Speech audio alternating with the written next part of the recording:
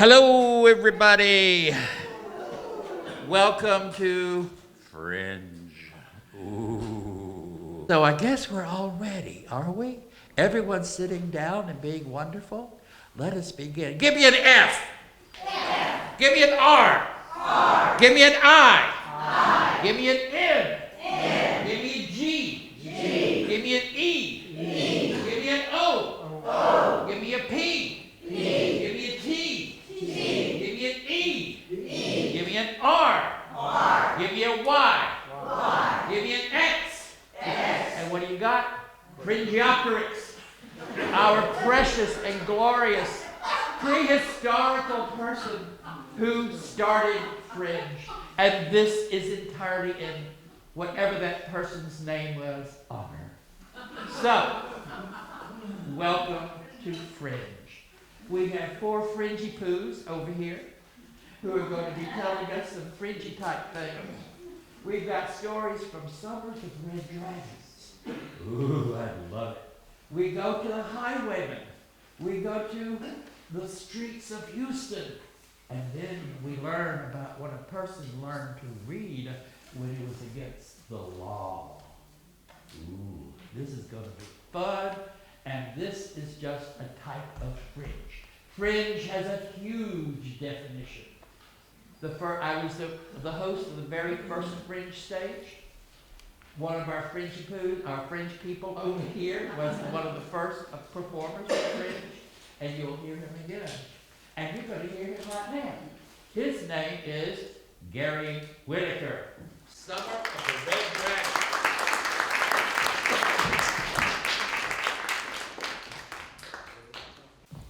Before I get started, I have a CD over in the store. This is originally a 1-hour story, and this is the introduction to the story. If you're interested, Summer of the Red Dragon is over there. I have 7 CDs. It was 1963. Jason lay on his back in his friend's front yard, looking up at a sky full of millions of stars. It looked like somebody had taken glitter and cast it across the sky. They were looking at the Milky Way. Next to him laid his best friend, Weasel, who was 2 years older than him, smarter than him as far as he was concerned, and a foot taller than him. And that day, that very day, they had spent playing games all day long. They started out in the morning with Monopoly, then they moved to Frisbee, and then they played hide and seek. And this day, for the first time ever in Jason's life, he had beat Weasel at everything. Not once, not twice, but 3 times. And he was giving Weasel a hard time at every moment that he could. And Weasel was putting up with it. As they laid there on the back, looking up at those stars, telling stories to each other, lying to each other, which they both did quite well, the 2 boys suddenly heard the church bells at St. George's ringing. They listened to the bong and bong and bong in them until they suddenly realized it was midnight. Now, normally the boys did not stay out there that late. But you see, when it came to hide and seek, no telling how long the game would last. And the parents would leave on the porch lights. And even when all the kids went in, some of the kids, the adults, would leave on some of the porch lights just for those who were out there in the late evening. Also, in 1963, none of the front doors were locked, and none of the screen doors were locked. You see, it was different back then. There was a different kind of life and lifestyle. Oh, you could hear the fans rolling in the distance, and you could see curtains blowing through the window. And that's when they heard that sound in the distance. it was coming from the woods. It sounded like a coyote howling, but not quite. It had a different sound to it. It kind of sounded human and not human, but they didn't know what it was.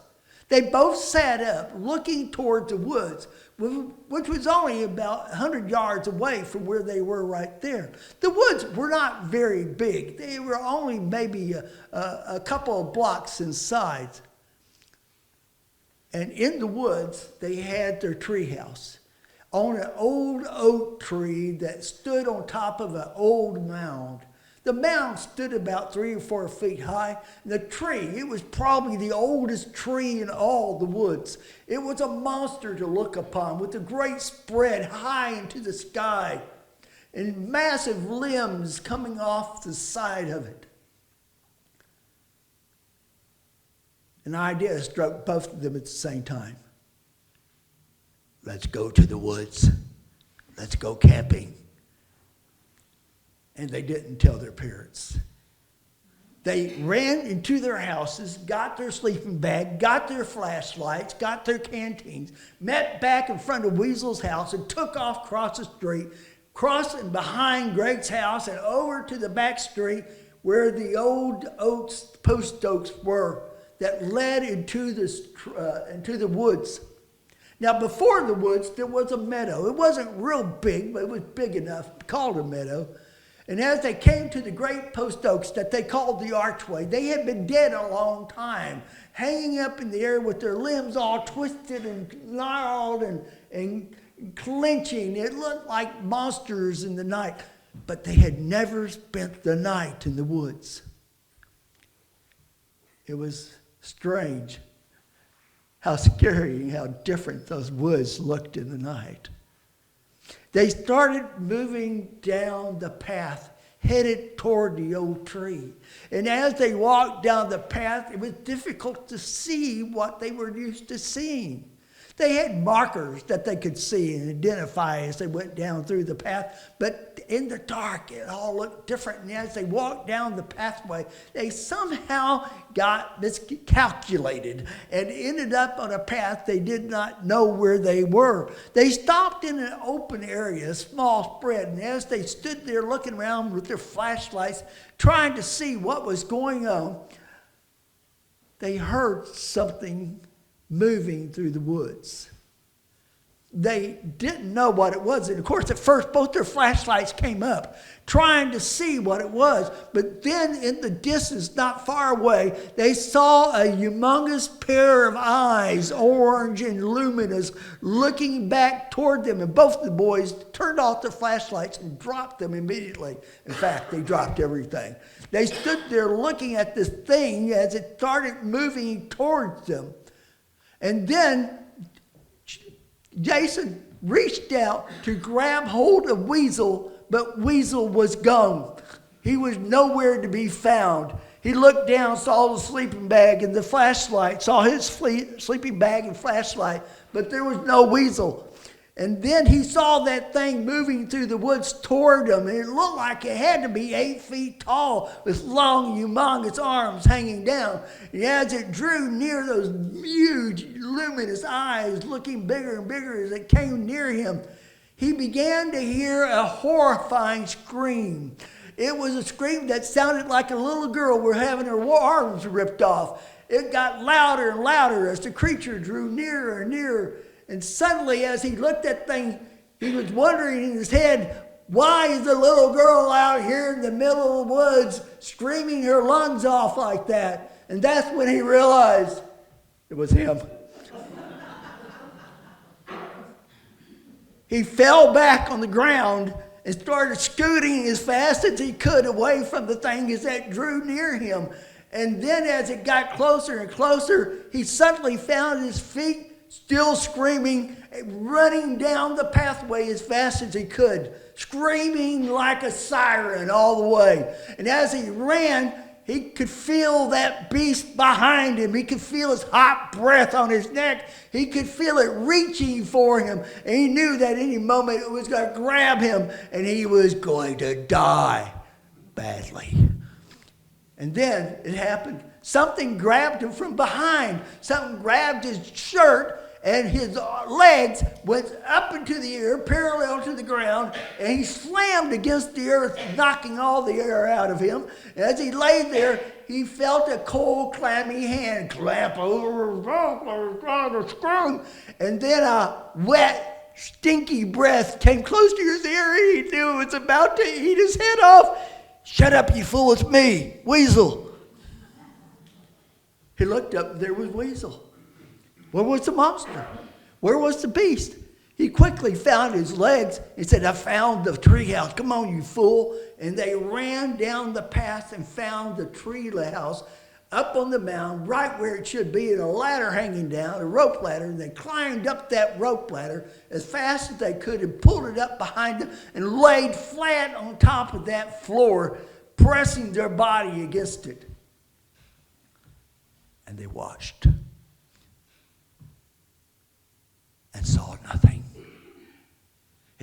No monster, no glowing eyes, no long monster's arms. It just wasn't there. He tried to tell Weasel what he had saw. Now, Weasel had seen something, but he had turned to run at the very first moment he saw it. So he wasn't quite buying into his story. So he waited. Now, their treehouse did have some railings so that they couldn't fall out of the treehouse. But they didn't have the sleeping bag, and they didn't have their flashlights, and they didn't have their canteens. They didn't have anything. They wanted to go back home, but they were both afraid of going down and walking through the woods in the dark. So they stayed there. Eventually, Weasel pushed off to the side and went to sleep, and Jason laid there for a long time watching and finally went to sleep. He wasn't sure what time it was, but he woke up wet. The sky was gone. It was black all above, and rain was pouring down. And then he heard the roll of thunder and lightning flash. And he thought to himself, "What idiots are we being up here in a tree during a thunderstorm?" And he wanted to get out of the tree and go down and go home, but he couldn't do it. He was too afraid. And then when the lightning flashed, he looked over the railing, and there he saw something moving down in the woods, something big and tall. And it looked like it had something flung over his shoulder, carrying it with it. And as it walked through the woods, he was so terrified, he pushed back, buried himself as close as he could to the floor, and waited. Not breathing, holding his breath, tears coming from his eyes, and he waited. But when he looked, it was gone, nowhere to be seen. And yet, he had seen it coming towards him, coming right to his tree. He pushed away and closed his eyes and went to sleep. When he woke up, it was early morning. He was on his back, and drops of rain were coming down off the trees, dripping on him. As he lay there on his back, he heard a humming sound. And when he opened his eyes, he saw something like a bug hovering about 2 or 3 feet above him, and slowly it glided down until it landed right on his hand, which was right across his chest. He wasn't sure what it was at first. He couldn't quite tell because it was still dark where he was. But he suddenly realized it was a dragonfly. And as he looked at the dragonfly, he saw the wings fluttering. And he kind of smiled to himself, and he said, "Good morning, Mr. Dragon." And he fluttered his wings like he understood what he said. And then the dragon lifted up and hovered just a foot or so above his face. Then shot up into the tree until it was in the sunlight. That's when he saw it. It was a huge red dragonfly, bigger than any dragonfly he had ever seen in his life. And then, boom, it was gone, just like that, like it'd been shot out of a cannon. He woke up Weasel, and they both climbed down out of the tree, their feet disappearing into a layer of fog about a foot off the ground. They still couldn't see real well, but there was enough light that they could at least see the trees and the trail, but it was very dim. As they walked down the trail, they began to hearing a humming sound, not unlike a beehive. And at first, that's what they thought it was. As they drew close to the meadow, the sound got louder and louder and louder. And then when they were next to the meadow, they pulled the bushes apart to look through and saw something hovering about 4 feet off the ground across the meadow. And it was undulating like something like an ocean tide or something like that, fluttering up and down in movement. And it almost looked solid. And as they stood there looking through the bushes, trying to figure out what it was, suddenly Jason realized they're dragonflies. And then they both realized it was right. They slowly, quietly walked to the edge where the two great old post oaks were and glanced around the tree, afraid that the dragons were going to take off. But they didn't. They just hung there, hovering, like they were waiting for something. They slowly walked out into the meadow, trying to be as quiet as they could. And then they got to the front where they were in the midst of all the dragons. And then, for the first time, he saw the great red dragon. He was out front as if he was the general. That's what he looked like, buzzing back and forth in front of the line like a general trying to take care of his army. And then he came to a stop right in front of Jason, hovered close to him. And Jason offered his hand, and the red dragon landed on it. And a feeling unlike anything he had ever known shuddered through his mind and body. As the dragon lifted off and went back to the front of his troops, and now the sun was rising, and as the sun rose, it began climbing across the tops of the trees of the woods, moving toward them. And then the sunlight fell on the dragons at the very back. And then it was like they were exploding with intent and fury. They became more and more agitated. They began to vacillate more and more up and down as the light traveled across them. And as they looked upon them, Jason saw red and greens and yellows and blues. And then when it touched the red dragon, it was like an explosion.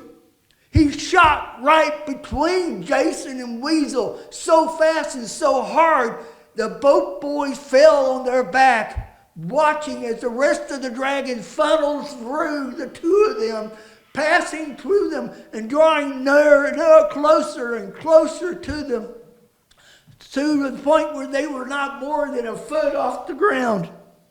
And then he heard in the flutter of the wings voices, laughter like the children's laughter. And as they passed between them and over them, tears began to pour from his eyes. And then the last one stopped, hovered between them for just a second, and then was gone. Both boys flipped over into their bellies, looking up into the sky, watching those magnificent dragonflies disappear into the distance, looking like a flock of birds. And then they were gone. They didn't say a word to each other. He looked over at Weasel and he saw tears in his eyes as well. Slowly, the two boys got up. These boys had been friends all their lives. They could read each other's thoughts, but not a word was exchanged between them. They quietly walked back to their houses. Jason went in, stripped off all his wet clothes, got into his jammers, and climbed into his fold-out couch bed that he slept in. And he dreamed of the red dragon. Thank you so much.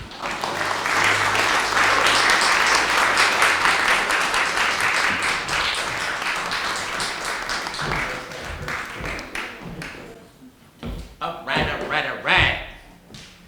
Well, dragons. Ooh, I love it. So, wait, others two just came in to sit. The moon was a ghostly galleon.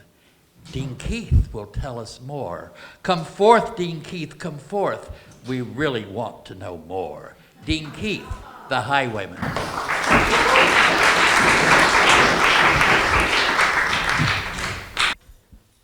In 1906, a poem was published in a small Scottish literary magazine. And the term viral wasn't something that was prevalent then, so it took several years for this poem to make its way around. I came across it in a set of childcraft books when I was a kid that my parents had gotten us, and it stuck with me. When I was in college, I memorized it, and it's stuck with me ever since then, so I thought I would share it with you today. The poem is The Highwayman by Alfred Noyes.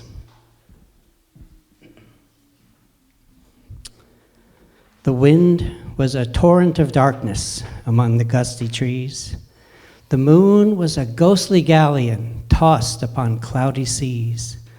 The road was a river of moonlight over the purple moor, when the highwayman came riding. The highwayman came riding over the purple moor.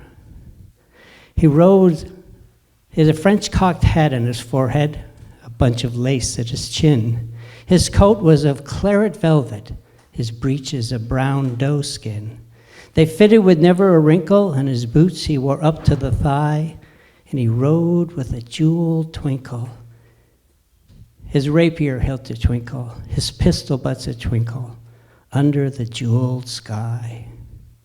Over the cobbles he clattered and clanged in the darkened yard. He tapped with his whip to the shutters, but all was locked and barred.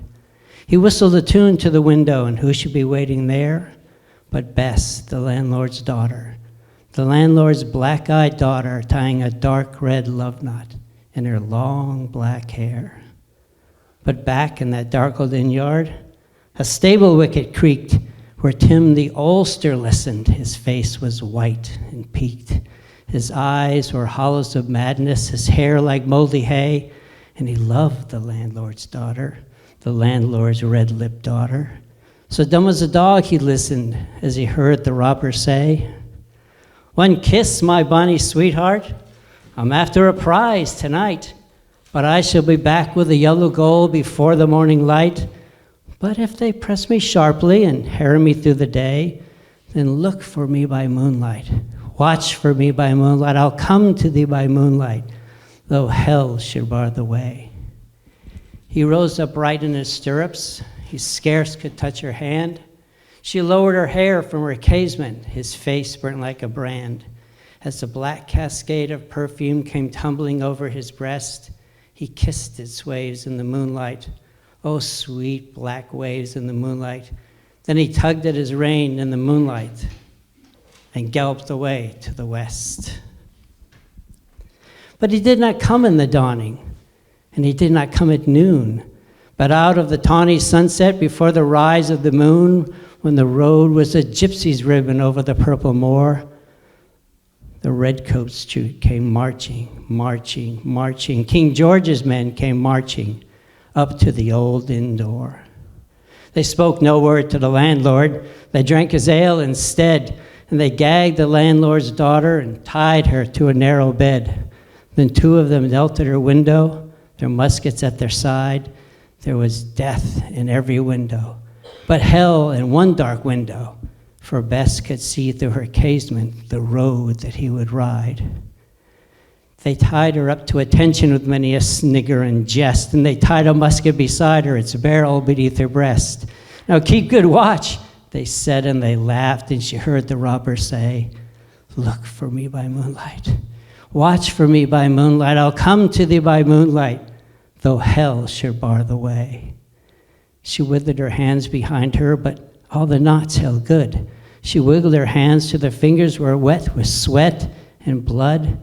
She stretched and strained in the darkness. The hours crawled by like years, till now, on the stroke of midnight, cold on the stroke of midnight, the tip of one finger touched it.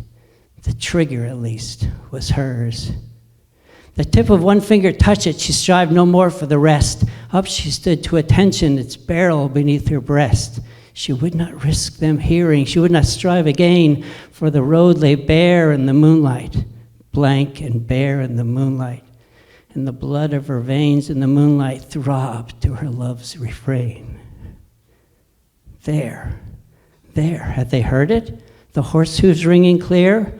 Horse hooves away in the distance, were they deaf that they could not hear? Down the river of moonlight, and over the brow of the hill, the highwaymen came riding. The highwaymen came riding. The redcoats looked to their priming. She stood up straight and still. Hoofbeats in the frosty silence. Hoofbeats in the echoing night. Nearer he came, and nearer. Her face grew like a light. Her eyes grew wide for a moment. She took one last deep breath, and then her finger moved in the moonlight. Her musket shattered the moonlight, shattered her breast in the moonlight, and she warned him with her death. He turned, he spurred to the west. He did not know who stood, head over a musket, drenched in her own red blood. Not till the dawn did he hear it, and his face grew gray to hear. How Bess, the landlord's daughter, the landlord's black-eyed daughter, had watched for her love in the moonlight and died in the darkness there. Back he spurred like a madman, shrieking a curse to the sky, with the white road smoking behind him, his rapier brandished high. Blood red were his spurs in the golden noon, wine red his velvet coat, when they shot him down in the highway, down like a dog in the highway. And he lay in his blood in the highway, a bunch of lace at his throat.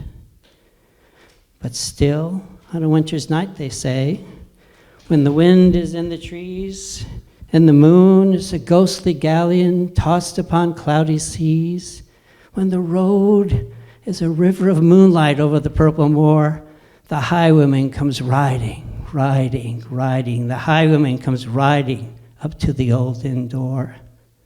Over the cobbles he clatters and clangs in that darkened yard. He taps with his whip to the shutters, but all is locked and barred.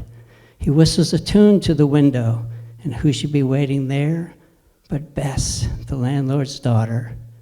The landlord's black-eyed daughter, tying a dark red love knot in her long black hair. The Highwayman by Alfred Noyes.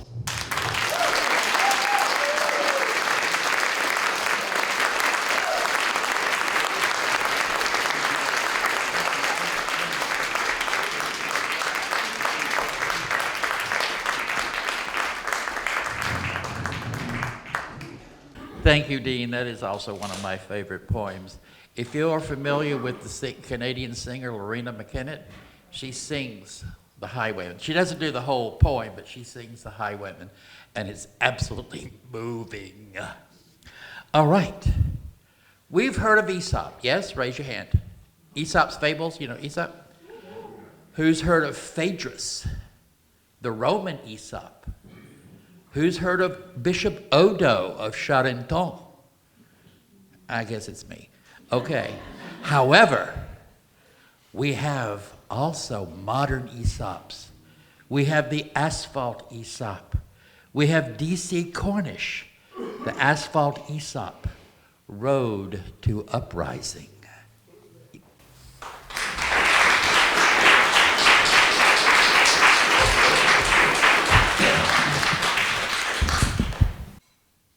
The Men of Umoja. Fort Worth, Texas, 1992. I had just gotten out of the military, and I actually came to Fort Worth because I was recruited by Fort Worth PD. One of my old commanders had become the chief of police in Burleson, Texas. And Fort Worth was recruiting black officers. And he said, I know a dude.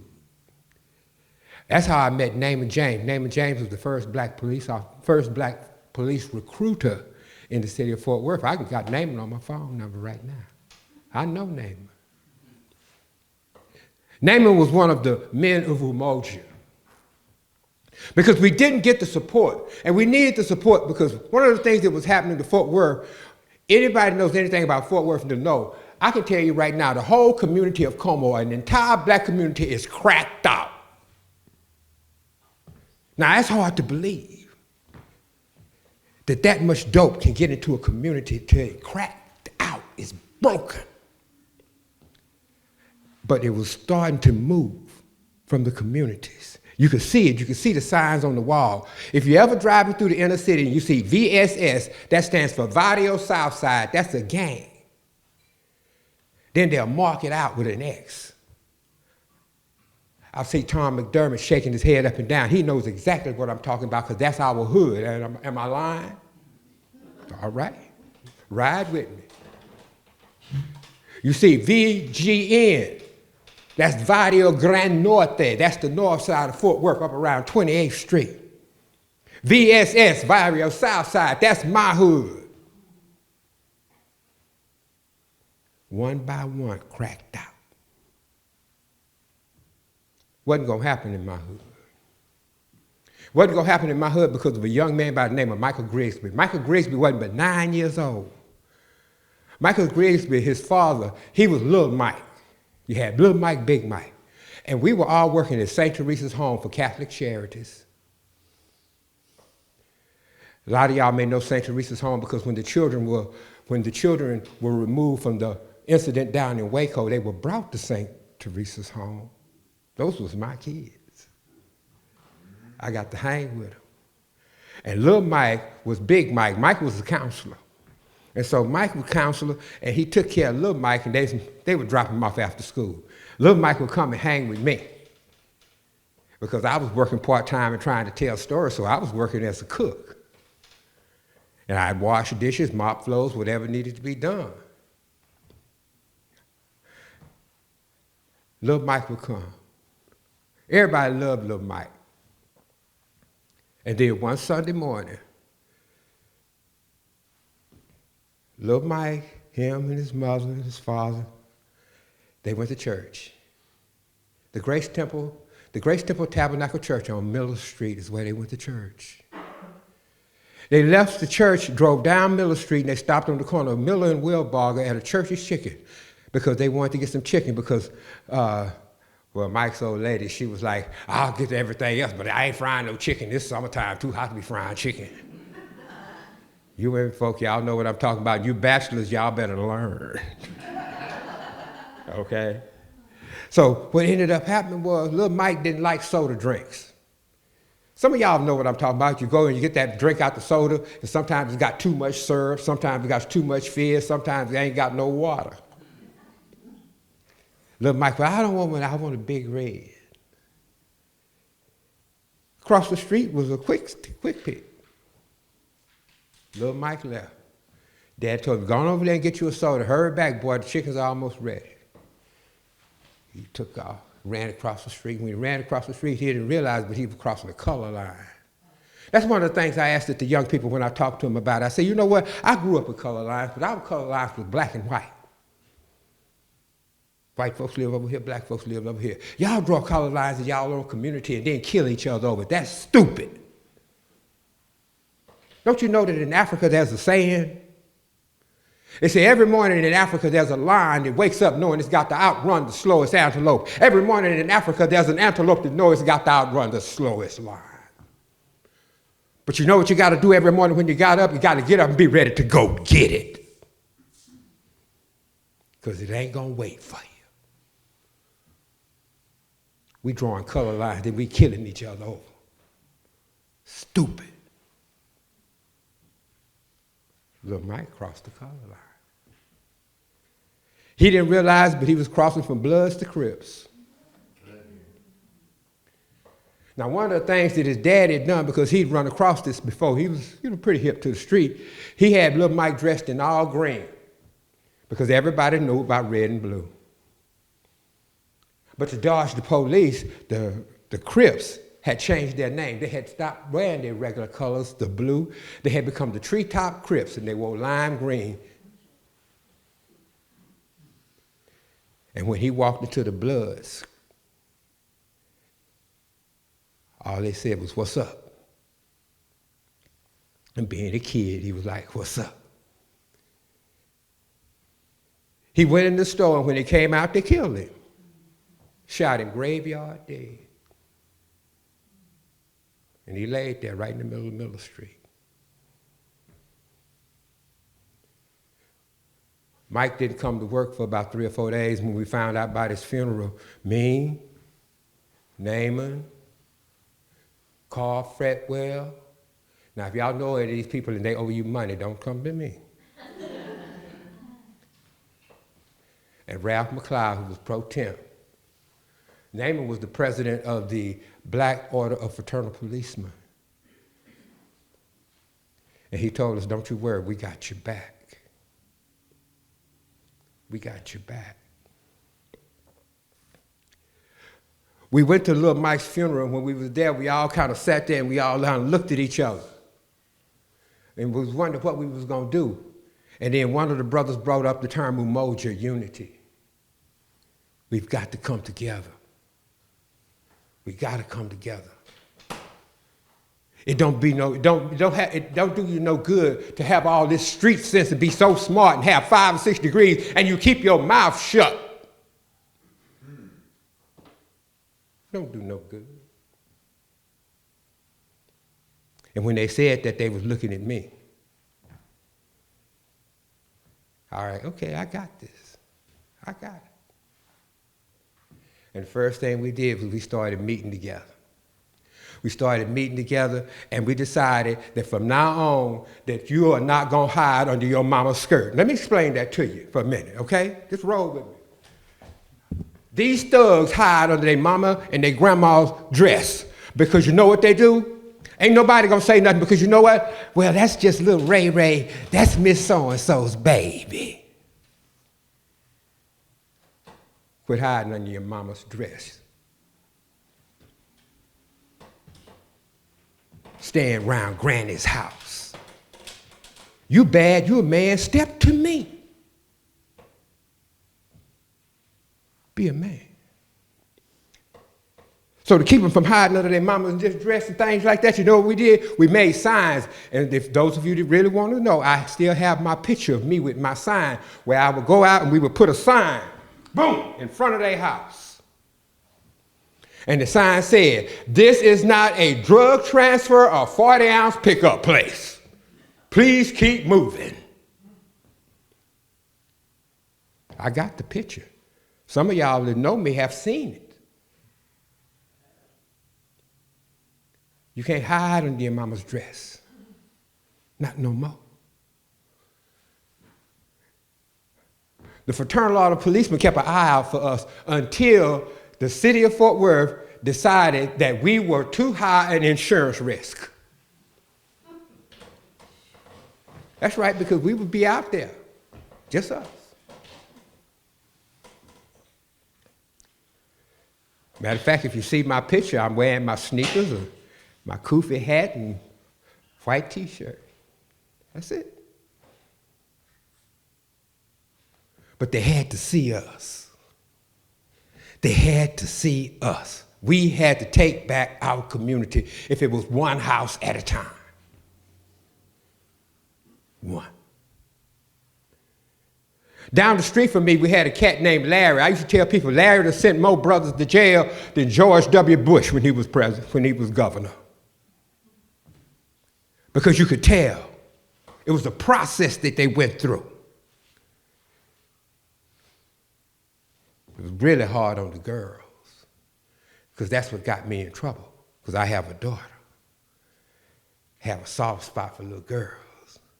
But you could always tell, they would always jump them in right after school was out. And then right after Christmas, because you get out, you come out, you step outside, and you see them, and they have on their brand new blue shirt, their brand new red shirt. It wouldn't be long before they'd be out there slinging dope because it was so much money to be made. And that's how we came up with the job program, and that's how I met. Those of you that got the book, you'll see it's a story in there about called Mahundi. Mahundi is the term from Kwanzaa. I was taught it by Dr. Maluna Karenga, the founder. Mahundi is the piece of corn, and from the piece of corn, out of one comes many. So out of my one, my ideology, my philosophy, my thought, my belief, I can transfer it to many. They become the Mahundi, the fruit of our labor. What is yours? Look at the children around you and ask you, what have I done for the Mahundi to produce the fruit of our labor? We became the men of Umoja. We didn't have no badges, we didn't have no authority, but we had plenty of attitude. We had plenty of attitude. And we were braver than we were smart. I'll never forget when the guy talked to us about how a lot of times they sang that, that's when we decided to start getting involved. We got involved with after-school programs, and that's how I met the young man that's in the book, Mandrell. Mandrell was a good story, but I had 4 boys that were mine. I had Mandrell. I had Theon. Theon was what we call a studio gangster. Everybody else that was in our program had either been to Metro or been to Juvie. Theon got in our program because his mama had connections downtown, and she was a nurse, and she needed something for Theon to do after school. And that's how Theon ended up with us. Theon was a studio gangster. Theon went on to become a Tarrant County Tarrant County Sheriff. He works downtown now. He's a bailiff. Then I had Joseph. Joseph had the same problem that little Mike had. Joseph lived in the area, and I'll never forget Joseph, that happened with me and Joseph because it was kind of an unusual story, but it involves a fellow we called it Little Daddy. Little Daddy was a double OG. That meant that his daddy was a gangster. Now, we called him Little Daddy because he got in the program because he was going to Poly High School. And he was in the after-school program, and they had put him on one of them ankle monitors. And I'm thinking, he's 12 years old, what is he doing on an ankle monitor? But then when I found out that he was double OG, that explained everything. He followed his daddy's footsteps. He followed his daddy's footsteps. And he come up and he showed up, and I had a reputation of having one of the best jobs. A lot of us had little after-school jobs and things like that, but I had a reputation for having one of the best because what I could do is I could jiggle that schedule on the weekends, and I could get you extra hours, and in a month, in 2 weeks' time, you'd have almost 40 hours. So they loved to come and work for Mr. DC. And they'd always get me in the break room and say, Mr. DC, tell one of them stories you tell. And I would tell them stories like this one. Once upon a time, there was a puppy. And this puppy, he lived in a field with a bunch of old dogs. He would run around chasing a rabbit. And he could never catch that rabbit. And he'd come back, and when he would come back, the old dogs would laugh at him. But one day he made up his mind he was going to catch that rabbit. He took off. He was after that rabbit. He come back. The old dogs looked at him. They started laughing. But this time he got mad. He was like,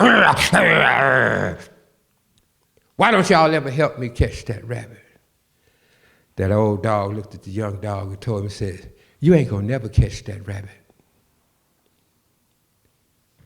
Because you playing, that rabbit is running for its life. Why you in the game? Why you in the game? You in the game just to play, or you in the game to make things better for yourself? That's a choice you got to make. Okay, Mr. DC. And I could always tell when one of them, we got some new kid in there, and he'd be that, they would look at me and they'd give me the puppy signal.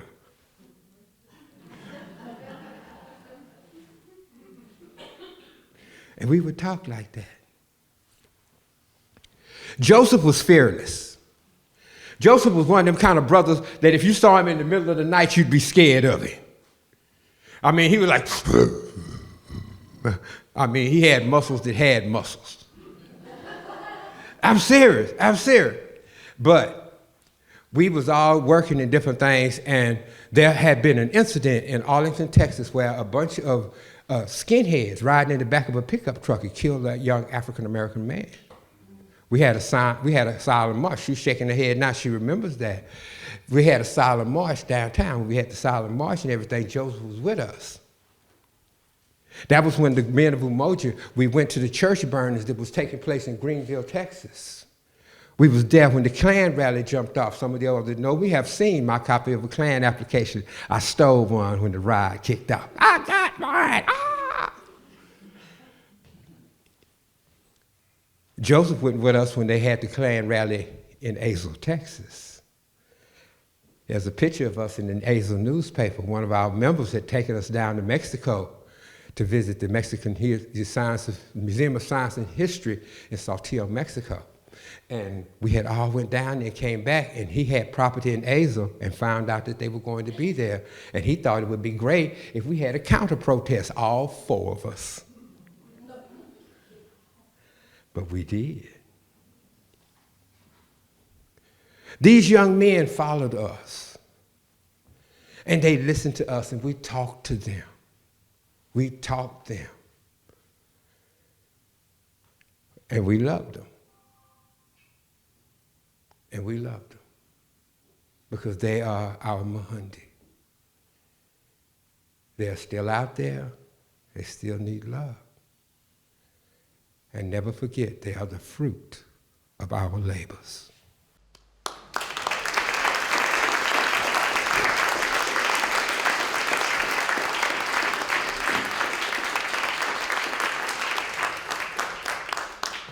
Thank you, DC. Thank you so much.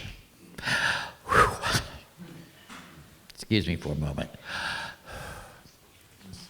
And now we have Megan Hicks, who's going to take us into a very interesting part of history when it was illegal to read. Megan?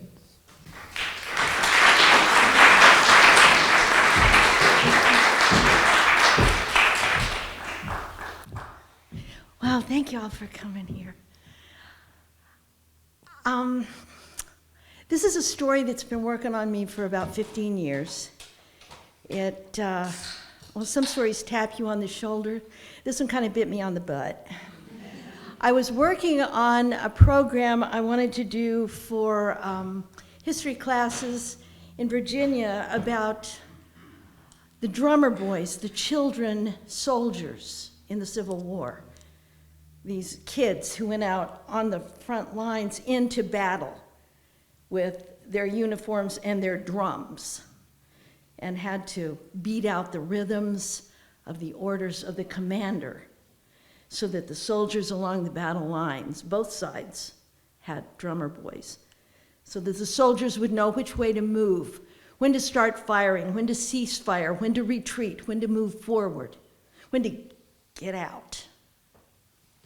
These drummer boys who, after the battles, then were part of the cleanup crew and had to be stretcher bearers and had to assist the doctors and the other people doing first aid, amputations.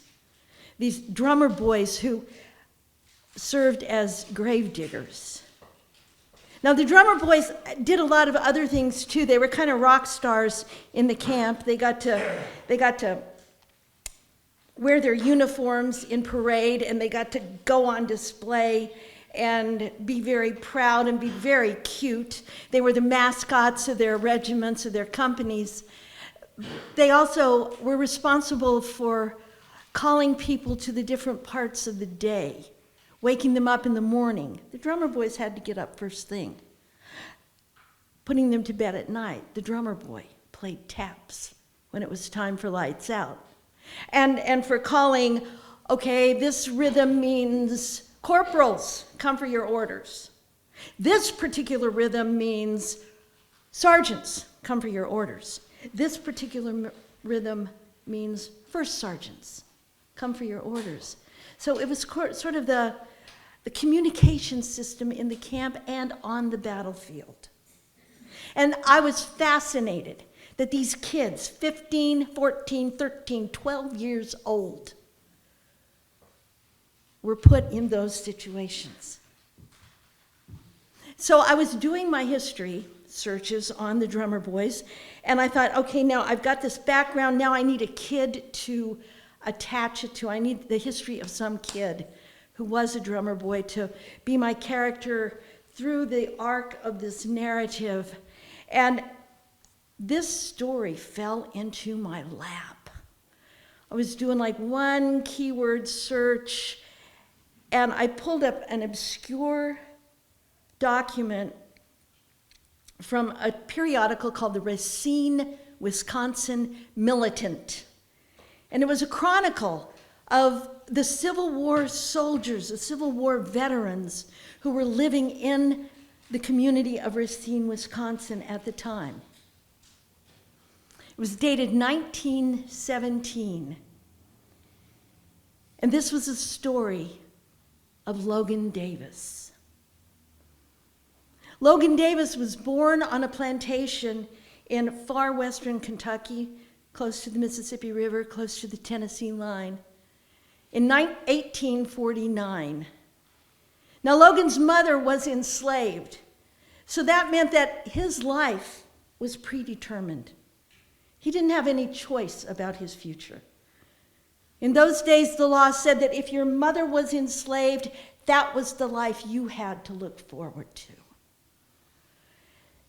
Well, this plantation where Logan was born was owned by an elder in the Methodist Church, an important man of influence, a man with prestige, with pull.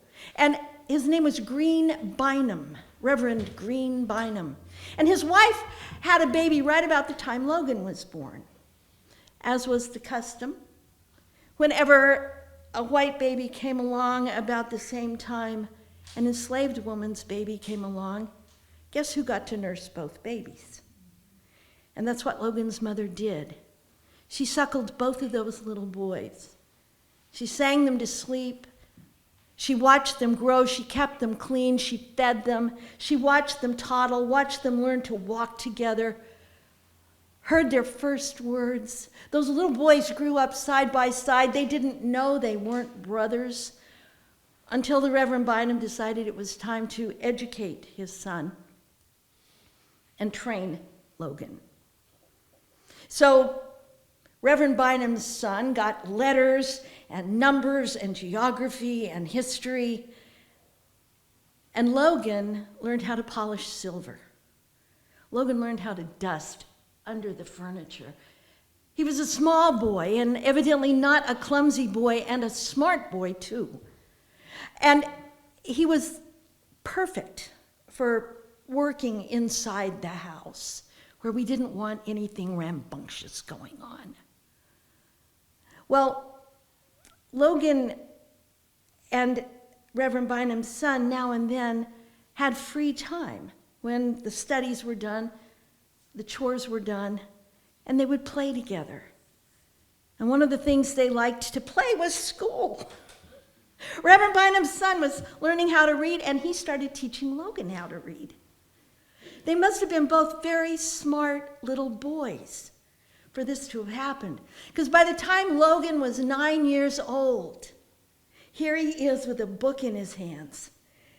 And he's thumbing through the book, and Reverend Bynum saw him with that book. He said, "What do you have there, boy?" "Look, sir, look, I can read some of the letters." Well, the Reverend Bynum's reaction was not what Logan expected. He grabbed that book, he beat Logan with that book, and he said, "Don't you ever let me find you with a book in your hands again. You stay away from my son from now on. If I ever catch you trying to read again, I will strip you and whip you to within an inch of your life." Logan's heart was broken. He thought the Reverend would be proud. I mean, he was a man of God who spoke about the love of Jesus, the love of God. And he's threatening Logan with a whipping? Well, as it happened, Reverend Bynum's son saw what happened. He witnessed this event. And he told Logan, he said, "Listen, what my father did was wrong. I know that. And when I am old enough, I will take you north with me, and I will give you your manumission papers." But Logan was 9. Junior was 9. When Junior was old enough to take Logan, that would be a long time. And Logan decided right then and there that if he ever got a chance to get away, he would take that chance. Now, Logan couldn't read anymore. He didn't dare even look at a newspaper, but he knew the news of the day because one of his main jobs was to stand in the corner of the parlor with a big ostrich fan. And he would keep that fan going nonstop while the Reverend and his important visitors sat in the parlor drinking their cordials and having their discussions. And so Logan knew about the tension building between the North and the South. He knew about the war brewing over in the East and the conflict coming westward toward them. Logan heard about the uprisings of the other enslaved communities who wanted their freedom and took up arms against their oppressors. And nothing scared the white landowner more than the thought of this sort of uprising. So the men and the boys of that community, the white men and boys of that community, gathered together into a hometown militia. When the war came to this part of Kentucky, they would be ready to enlist and they would be ready to hit the ground running. So they trained every day over a hill, on the other side of a hill, about a mile away from where the Reverend lived. And one of Logan's new jobs was to take a basket of food to those men and boys. And after they had finished their morning drills, he would deliver the basket of food, they would eat a lunch, they would rest before they took up arms again in the afternoon. Well, one day Logan was walking home from delivering the basket of food. The place was quiet. There wasn't anybody anywhere. Nobody in the garden, nobody in the yard. The curtains were drawn, the house was shut. It was deserted.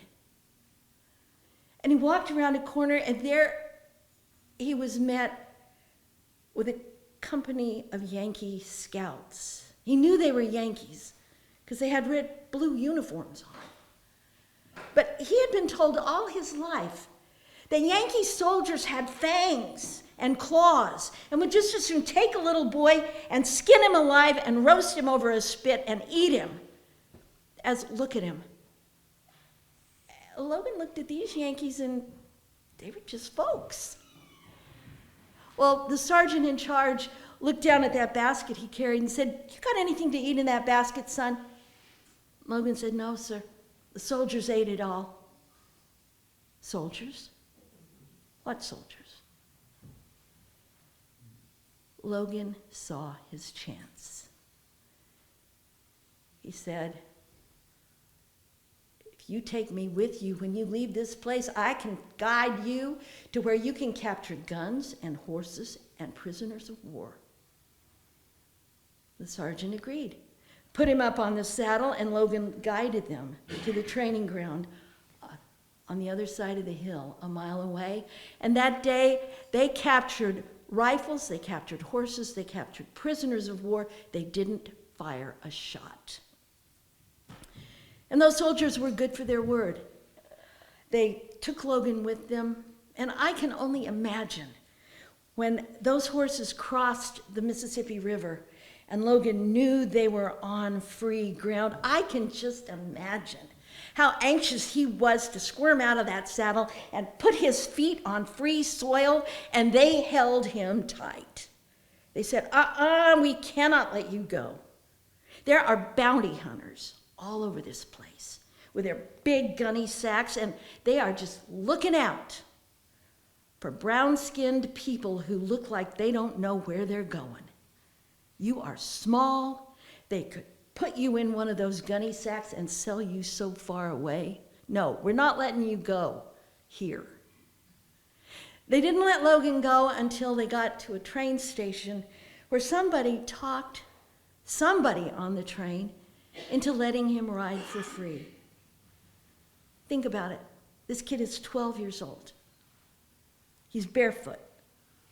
He owns nothing but the pants and the shirt he's wearing.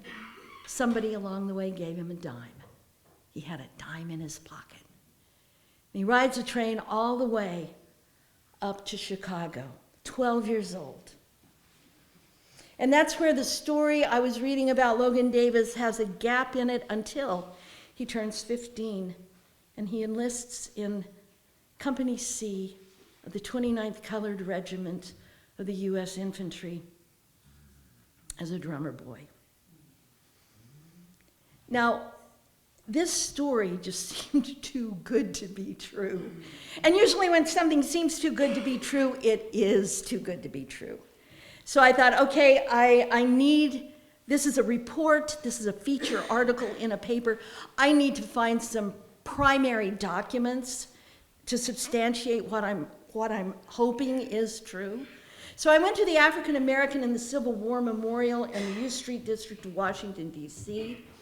And there, the late Dr. Hari Jones asked me what I was looking for. I said, I probably on a wild goose chase, but I explained Logan's story.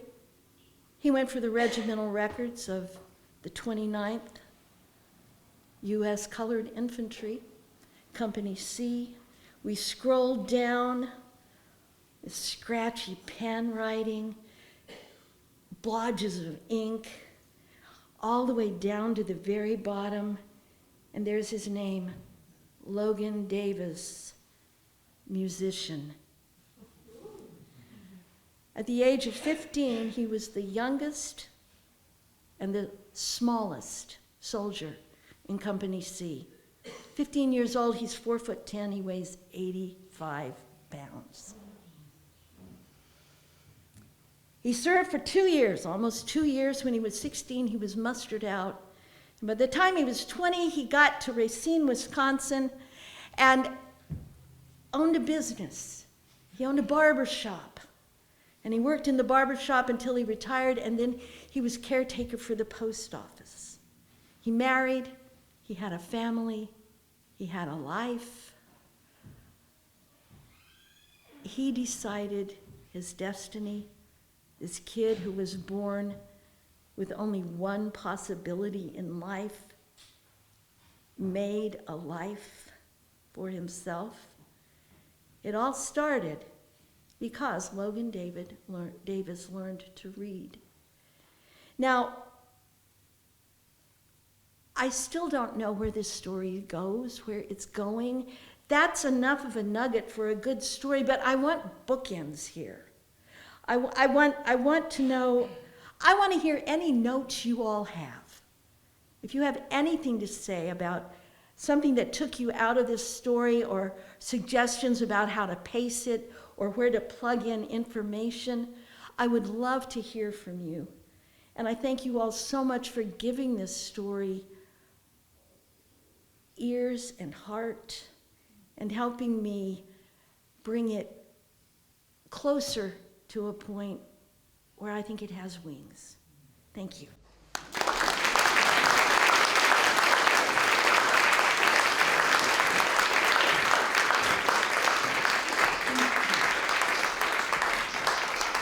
Thank you, Megan, thank you. I don't wish to sound flippant, but that is truly a chance to know that reading is fundamental. All right, gang. Fringeopteryx says thank you. You having a grand time? Yeah. All right. Can I hear a yeah again? Yeah. Got it, you got it. So, if our people would please come up. Gary Whitaker, Dean Keith, D.C. Cornish, Megan Hicks.